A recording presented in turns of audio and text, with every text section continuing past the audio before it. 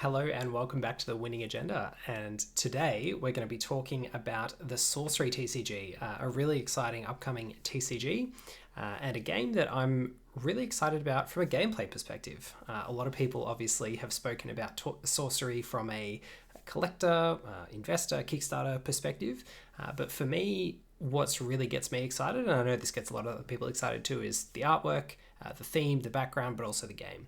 So this video is all about how to play Sorcery and the upcoming playtesting period that's going to be happening through the official Sorcery Discord, how you can get involved, and how to dip your toes into the waters of Sorcery if you want to, using the online Tabletop Simulator mod, which can allow you to play with, as you'll see in a moment, all the cards that are currently available, including some updated playtest versions that are going to be released in the next few days. And in preparation for that, what I'm going to do in this video is take you through how to play the Tabletop Simulator mod, how to use it, the basics of deck building and how Sorcery as a game works, and the basics of the gameplay and the rules of the game.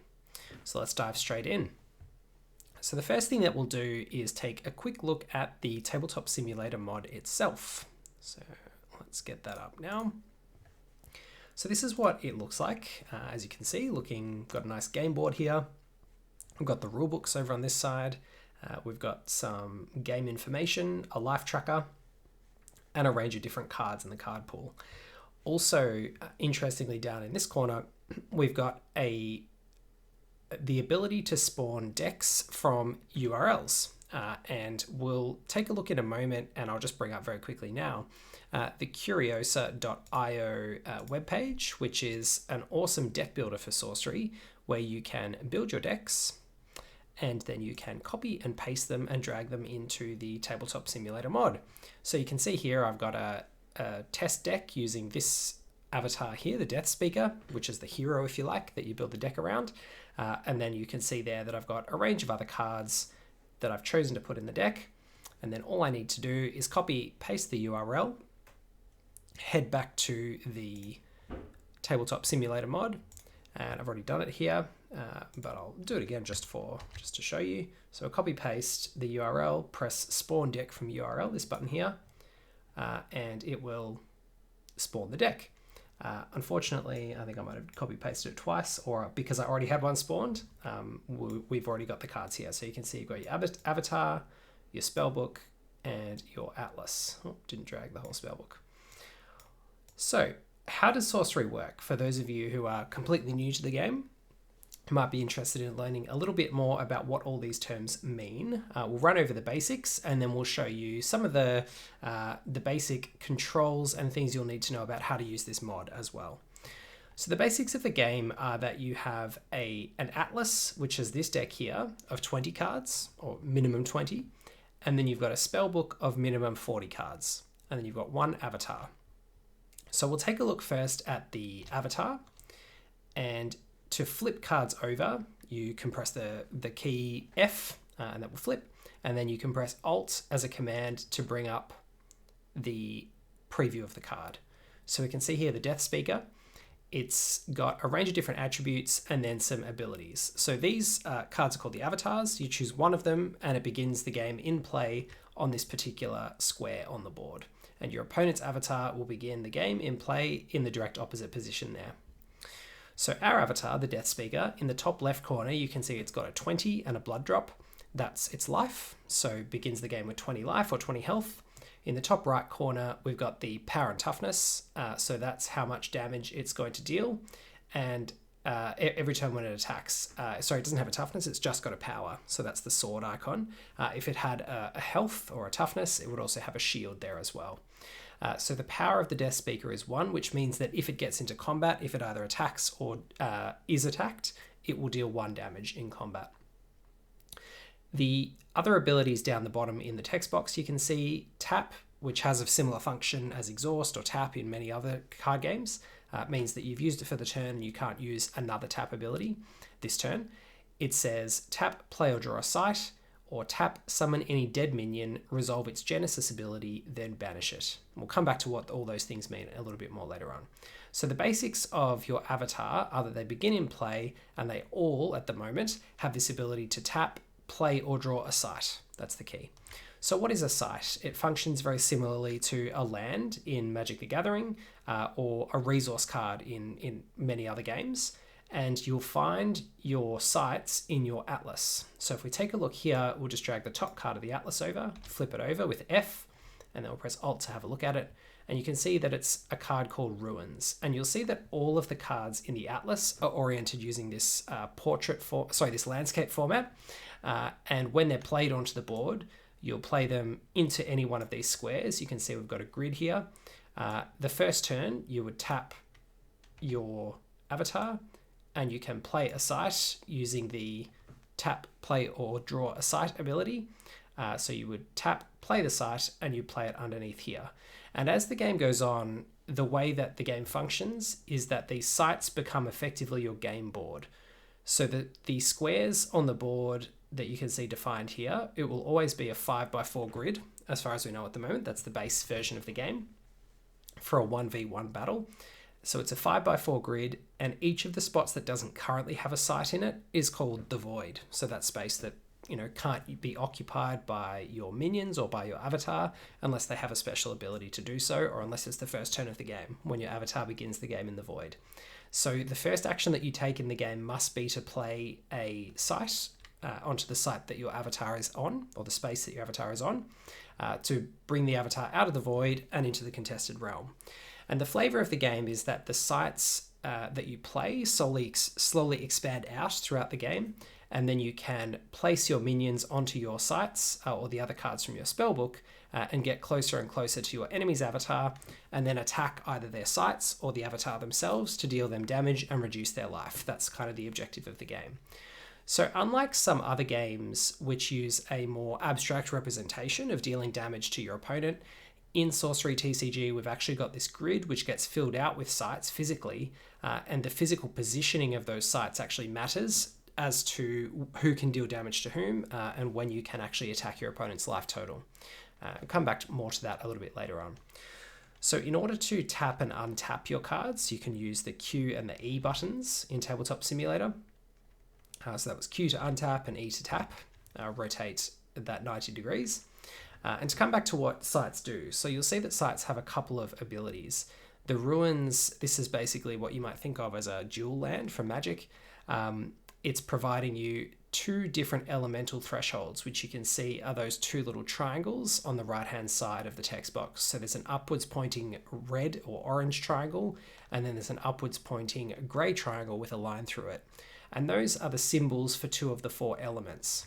So if we take a look more closely down here, using the middle mouse wheel to scroll in and the WASD keys to navigate around the board, we can see that fire corresponds with the upwards triangle, air corresponds with the grey triangle with a line through it, water corresponds with the down-facing blue triangle, and earth corresponds with the down-facing brown triangle with a line through it.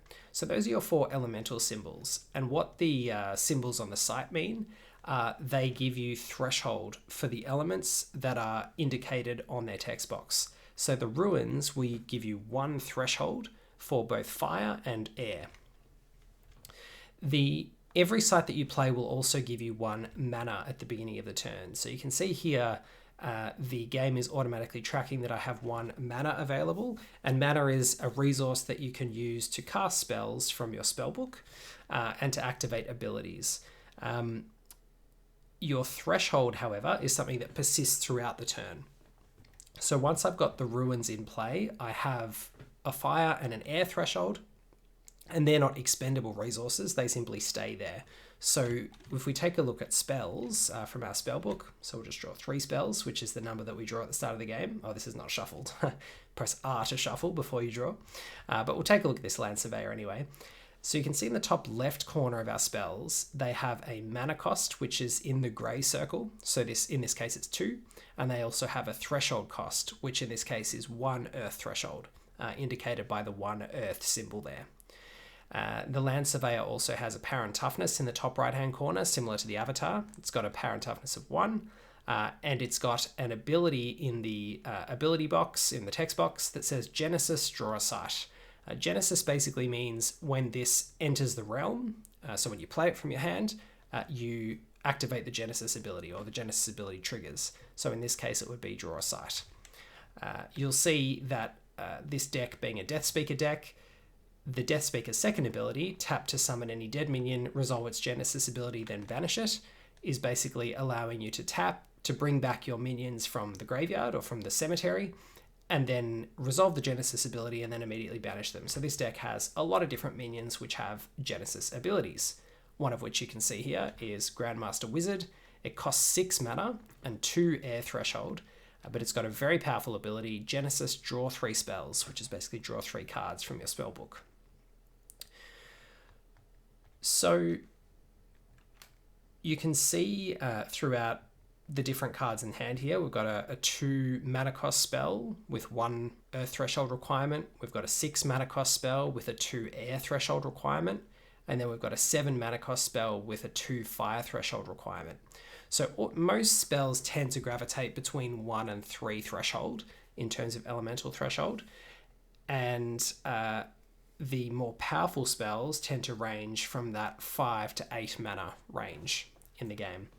So you can imagine as the board starts to develop a little bit more, say we had another few sites in hand and then the game had proceeded. So we, tapped our Death Speaker to play another side here, and then the following turn we tapped our Death Speaker to play another side here. You can see that you would then have 3 mana in play because you have 3 sites, and you would have another Ruins and a Step, which would grant you another 2 fire threshold and then the 1 earth threshold from this step. So by turn 3, this Death Speaker player would have 2 air, 3 fire, and 1 earth threshold, which would allow them to play most of the cards in this hand from a threshold perspective, but they're still a fair way off the mana cost of these more expensive spells with 6 and 7 mana requirement. So how exactly do you play your minions? Well, you can spend your mana. So you can see here we've got 3 mana on this turn if this was the start of the turn. Or say we just activated our Death Speaker, played our 3rd site, we then have 3 mana to spend. So we could spend 2 of those to play a Land Surveyor. So click and drag it and place it on any one of our sites. So in general, the rule is that you can summon your minions onto any of your sites that you control in the realm, which means the ones that you've deployed. There are some minions that will have the ability to be summoned elsewhere, or some cards that will give you the ability to summon your minions elsewhere. But in general, you're going to summon them onto your own sites. So we would summon the Land Surveyor, place it down here, and then we'd trigger its Genesis ability and draw a site. To draw cards from your decks, you simply hover your cursor over the deck and press the number of cards that you wish to draw. So in this case, I pressed 1, but if I wanted to draw 3 sites from the Atlas, then I would just press 3. In order for that to work though, and this took me a while to discover, you actually have to make sure you've got a color player selected. So when you load into the game, you'll either see some sort of glowing dots hovering over the board and you can select one of them, or if that doesn't happen for some reason, which does happen from time to time, you can click on your name here, click change color, and select your color. So this is the glowing dots here. So I've been the green player, so I'll just go back to being green. So once we've got to the point of having a few sites laid out, our opponent is obviously going to have their sites laid out as well. So if we just imagine that our opponent started off up here, they played their first site, they played their second site here, and then let's just imagine that we'd played a site here. So we're connected now. So our opponent would have their avatar here. Let's just pretend we've got the avatar of water here. We'll bring her over. So we'll say that the avatar of water was our opponent. They're sitting over here and they've played let's just imagine that they've got their own Land Surveyor in play. So we've got 2 Land Surveyors sitting on the board on the 2 middle sites here. So what would happen is they've played theirs out, we've played ours out. It would go back to being their turn. They'd untap, and they would have the option to attack our site, attack our Land Surveyor, or move their Land Surveyor off their site. Any of those actions cause their Land Surveyor to tap. So imagine they had another site over here. They could tap their Land Surveyor to move it over here. That would be an action that the Land Surveyor could take. Or alternatively, they can elect to tap to both move and attack us on our site.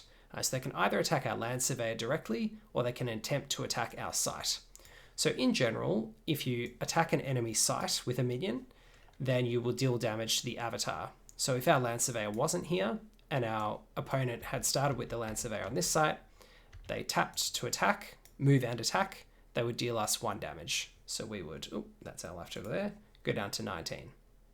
However, since we have a Land Surveyor sitting here on this site, if our opponent attempts to attack our site, we can block with our Land Surveyor, whether it has just been summoned this turn or not. So Sorcery uses the Summoning Sickness ability, which means that on the turn you summon minions, in general, they can't attack or move. They can't use abilities that require them to tap on your turn. However, when it comes around to your opponent's turn, your minions no longer have Summoning Sickness because they weren't summoned this turn.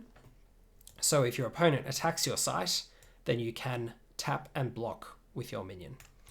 So in order to block, you tap, and the minions will deal their power in damage to each other. And because they both have 1 power, they will both be sent to their respective cemeteries. So that's kind of the basics of combat and attacking and blocking. And then everything just gets sort of more complex and spirals out from there. So, once you get up to these higher mana cost abilities, imagine if we had 6 sites in play, then we could play this Grandmaster Wizard, draw 3 more spells, and then we'd have a range of other options. We've got spells like this Ball Lightning, which costs 4 mana and 2 air threshold, and it says launch a ball of lightning in a cardinal direction, which means north, south, east, or west from your spellcaster. So everybody's avatar is a spellcaster, as well as some minions like this Grandmaster Wizard, which is a spellcaster. So if I had 4 mana and 2 air threshold, I could cast this Ball Lightning using my Grandmaster Wizard and launch it, for instance, north or towards that avatar of water over there. If I did, I would launch the Ball Lightning in a cardinal direction. It deals 5 damage to the first unit it hits, which is a minion or an avatar, and any excess damage carries on to whatever it hits next on the same or following sites. So I would launch this Ball Lightning, and it would deal 5 damage to my opponent's avatar. So that's the basics. You've got Magic, which are these cards that you can cast, and then once they're cast, they'll go to your graveyard. You've got Minions, which are these cards that have apparent toughness that will remain in play and can move around the realm and attack your opponent's sites or move and protect your sites.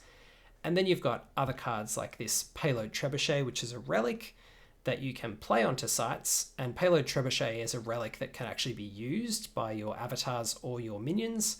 And it says, tap this Trebuchet, discard a card. The Trebuchet deals damage equal to the discarded card's cost to all units on another site in a cardinal direction. So if I had this in play, for instance, my Death Speaker could tap to use it.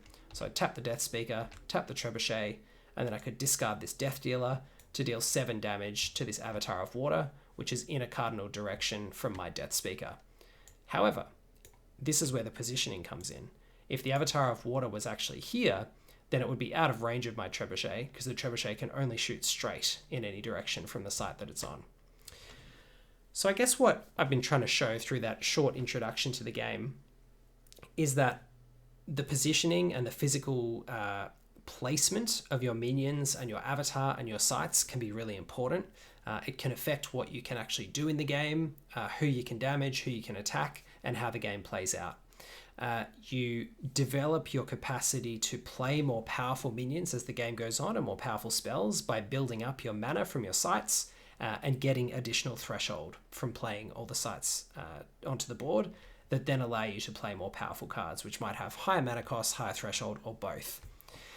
You have to protect your sites, which your opponent can attack to reduce your health or your life, and you also have to protect your avatar, which can also be attacked to reduce your life total. Once you reach a life total of 0, so if I'd been attacked down to 0 by my opponent, my avatar would go onto what's called Death's Door. And Death's Door is a mechanic that basically means you can't die this turn, but if you take 1 more damage directly to your avatar, on the next or any following turn, you lose the game. So it gives you one last chance to launch a comeback. You become impervious to damage for the remainder of the turn, and from then on, only damage that's dealt directly to your avatar will kill you. So the opponent attacking your sites will no longer be relevant. So you can sometimes see games develop at Death's Door where the avatar that's at death's door will be just moving and trying to get away and stop itself from being reached by enemy minions or spells and keep itself out of range. You'll sometimes see an avatar at death's door get surrounded by friendly minions trying to protect it from physical attacks so they can all block and stop the avatar from being killed. And you'll often see on the other side of things enemy avatars keeping direct damage spells in play, like this ball lightning, so that they can finish off an enemy avatar that's at death's door by launching some powerful magic at them from the other side of the board. Or finding a way to sneak their minions into combat range to hit the enemy avatar. So Death's Door kind of creates the second phase to the game, where the rules are slightly different because your sites can no longer be attacked, but you've also still got this opportunity as the avatar that is at Death's Door to launch a bit of a counter-attack and counter-offensive to try and also get your opponent within range of death as well.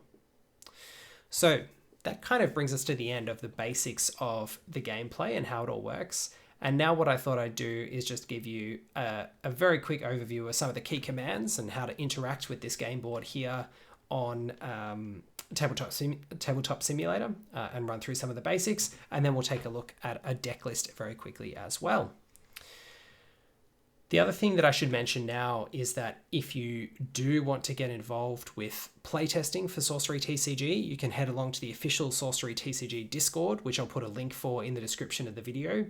You can head along to the rules feedback and discussion channel in that Discord, where the game's creator, Erik is regularly posting updates about the new cards as they're developed, regularly getting community feedback from playtesters and other people who are playing with the cards, and refining and tweaking them. So it's a really exciting time right now to get involved with Sorcery because it is living. It is currently in the process of being finalized with an aim that the Kickstarter product will be shipped to arrive to people sometime in November this year. That's November 2022. But here as things stand on the 25th of August, we're still in that phase where there is kind of final playtesting going on. So if in the next week or two you do jump into the Discord, then you will have the opportunity to actually get involved in playtesting and finalizing this game, which is pretty exciting. So when you load in to the Tabletop Simulator mod, you'll have, as I showed you earlier, this little spot down here where you can spawn a deck from a URL. So if you copy paste the hyperlink from Curiosa.io, which is the deck building site that I showed you earlier and we'll take you back to again in a moment, you can copy paste. So you can see here the URL has appeared, and then you just click spawn deck from URL. And there we go, all the cards spawn. So it'll spawn your avatar, your spellbook, and your atlas. If you want to move them off here onto the game board, all you need to do is click and drag. If you want to pick up a whole deck of cards at once, say all these 40 cards in your spellbook, you just click and hold and drag, and that'll pick them all up. And you can do the same thing for your atlas. The other option you have when you're first just getting a feel for the game is that you can spawn the pre-constructed decks here as well. So you can just click Fire Precon, and that will spawn the Fire Precon for you. So you've got a few options there. You've got the 4 different pre-constructed decks for each of the elements, or you can spawn your own deck or any other deck that you find on Curiosa.io that you just want to take for a spin. So once you get over to the game board, as I said, you will need to select a color. So make sure you've got a color selected. In this case, we are green. And then let's just put all these cards back. I can show you how to do that as well. Then we can draw a starting hand. But in order to, so you can click and drag around cards to select them all. Then just simply click and hold to drag them. You can press F whilst you're doing that to flip them. And then if you drop your cursor on top of the deck, it will drop all of the cards neatly in a pile back on top of the deck. So do the same thing with these spells. Select them all, click and hold, F to flip, and then drop them back on top of the deck. If you want to drop a card onto the bottom of the deck, so you can see here this is hovering over the top because I'm clicking and holding with the left mouse button. If you then click the right mouse button whilst still holding the left mouse button, it will put it on the bottom of the deck, which is actually crucial because that's how mulligans work in Sorcery, which I'll show you in a moment. So I'll just drop those ones back on top. Oh, that didn't work out. give them a flip and make sure they go back on. There we go. And then we'll get that one. And then get this avatar back over there. All right. So in order to draw a starting hand, we'll get these three back in there as well. Draw a starting hand. First thing you want to do is shuffle up. So you can hover over the deck and press R to shuffle. You can see there, it shuffles the deck. I like to do that a couple of times. Then if you want to draw your starting hand, all you need to do is hover over the deck and press the number of cards that you would like to draw. Oh, our manners changed. Number of cards that you would like to draw. So in this case, I'll press 3, which is the usual starting hand from each of your decks that you draw at the start of the game. So you'll draw 3 from your Atlas and 3 from your Spellbook for most avatars. So 3 from the Spellbook and 3 from the Atlas. Then what you have the opportunity to do is to mulligan. So if you don't like any of the cards, you can do a partial mulligan of both your sights and your spells. So if you wanted to partial mulligan some of these sites, for instance, I don't want 2 ruins. I like my smokestacks of Nyak, which is one of my unique sites. I like having 1 ruins, but I'd like to put this second ruins back. So what I do is click and drag that out of my hand, press F to flip it, and then press the right mouse button whilst holding the left mouse button to slide this onto the bottom of the deck. So when you mulligan, you actually put the cards back on the bottom. And I actually like all these spells. So I'm going to keep those 3. And then I'm going to draw back 1 more Atlas to replace the one I mulliganed. And I got a Windmill, which is great news because then I've got all 3 of my colors covered on my sites because Windmill gets me Earth and Air Threshold. So this would be a great hand. And I'd just get going from there. So as I showed you earlier, the first action that you'll take in the game is to play a sight under your avatar. So you press E to tap 90 degrees to the right. And then you just simply drag and drop one of the sights onto the realm. So the most recent thing that you place on any square will be the thing that comes on top. So if you want to get your avatar back on top of the sight, you can either pick up the avatar and drop it back down, or if you want something to go to the bottom of everything that's on a site, you hover over it and you press U and it will put it to the bottom. The other things that are kind of basic that you'll need to play the game is you can drag and use dice simply by clicking on the dice bag, dragging your cursor, and you can drop them back in there as well. You can navigate around the board, as I said, using the WASD keys to look at different aspects of the board like this. You can scroll in and out or zoom in and out using the scroll button on your mouse, the middle mouse button. You can use the right click on your mouse to sort of navigate around like this or to change your angle of view. So you can take a complete top-down view if you want, or you can go to a lower view like this or something in between. And those are kind of the basics, I think, of the game. If you've got any questions or anything you'd like me to cover in a future video, please let me know in the comments. But our last little segment today that I want to take you through is actually just a deck build and what kind of deck building for the deck for this game looks like. So you can see here, we've got the deck that we were just playing with, which is this Death Speaker deck. So we've got up here 1 avatar you can see, that's the Death Speaker, and that's previewing it over here. So you only need 1 avatar in your deck. As I mentioned before, you will need to have 20 sites in your Atlas. So you can see here, the sites are all grouped. We've got 20 of them. It's letting us know that we've got the right number, which is good. And then we can hover over them and look through them all here to see what we've got in the deck. And handily, on the right-hand side, down this column, you'll see that it's got all the different thresholds that our sites produce. So the Lone Tower produces air, Cloud City produces air, and then for all the sites that produce multiple different thresholds, like the Windmill, you can see that it produces the 2, air and earth, and that's handily displayed over there on the right-hand side. So you can quickly scan through and count up to make sure you've got the right number of threshold for different elements in your deck. The different types of cards in your deck, as I mentioned, minions, which we saw get played out onto the realm and function like creatures, or controllable units that stay on the board, are all summarized here under the minion column. So you can see I've got 20 of those in out of my spellbook of 40 cards. Then I've got 13 magic, which are your 1-use only cards that then go straight to the cemetery. I've got 2 auras over here. Auras are played usually across multiple sites, so you can generally select the intersection of 4 sites where you play them, and the aura will then be summoned there, and it will give you an effect. So you can see on this one, this summoning sphere, it says you may summon minions here. They cost 1 less mana. So you can place that at the intersection of any 4 sites on the board, and then you can both summon your minions on any of those 4 sites, and you get a 1 mana discount. So that's kind of a pretty cool acceleration card. Then we've got our 5 relics, which are the last card type that we've got here. We've got the Payload Trebuchet type relic, which I described earlier. It's kind of a weapon that you place onto the realm and then your minions or avatar can use. The Narcotic Manuscript is similar. It requires one of your minions or your avatar to hold it, to tap, and then it allows you to discard a card and draw a card, just a cycle. And then we've got these other relics which give you some acceleration or some other benefit. The mixers are a cycle of elite relics. They cost 1, and they all give you a 1 mana cost reduction and a 1 threshold reduction to 1 type of element spells, and they apply to all of the spells of that element that you play, which is kind of pretty powerful. That's the card design anyway. They might change through the playtesting, but yeah, they're certainly staples of all the decks that I've built so far, the mixes.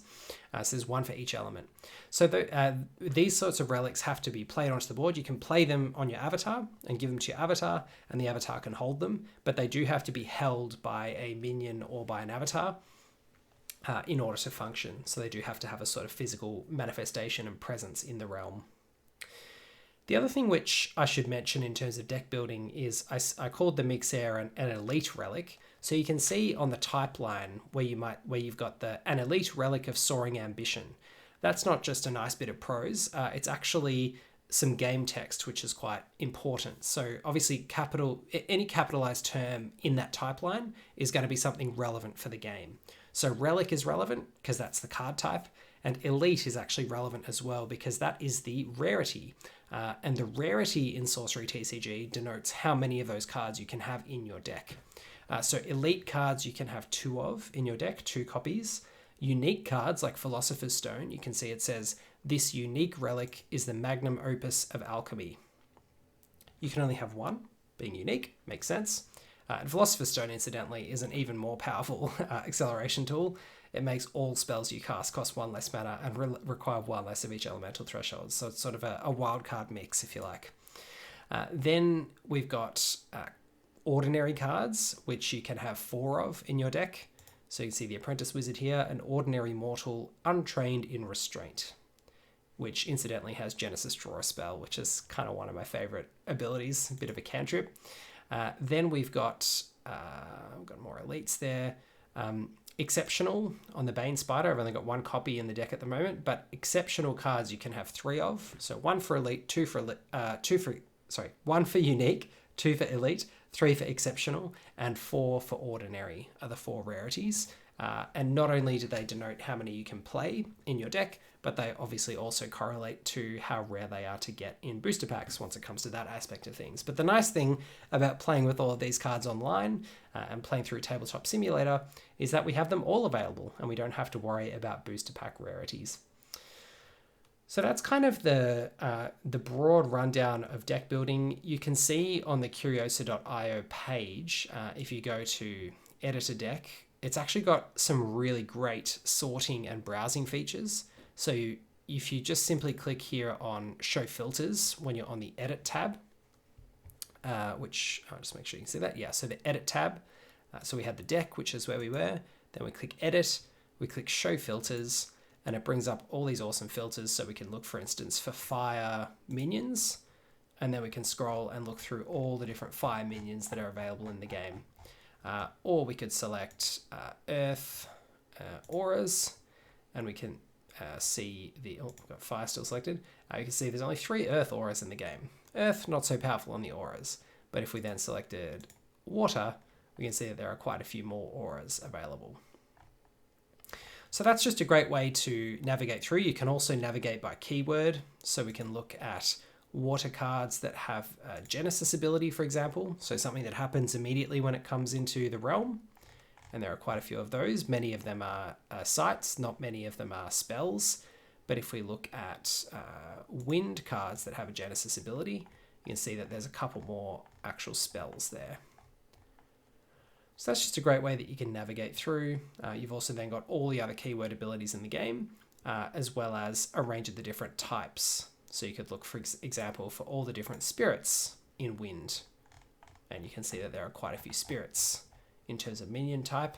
And then we've got all the other common minion types like Mortal, Beast, Mythic, Dragon. You look through those. So that's just kind of how you can have a play around with Curiosa.io. I'll also put a link to Curiosa.io in the description of the video. So feel free to head along there, copy paste the URL from an existing deck or brew your own build, and then copy and paste it into the Tabletop Simulator mod and go for your life. You know, have a play around, get used to the way that the Tabletop Simulator mod functions. Make sure you're comfortable with all of the controls, and then you can head along to the Discord, which I've also put into the description of the video, as I mentioned, and you can join the Looking for Opponent channel and post in there, and you can take a look at the rules, feedback, and discussion channel for all the current discussion from the other playtesters as well.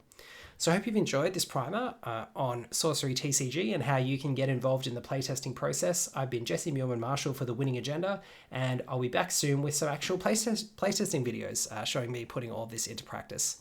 Take care, and thanks for watching.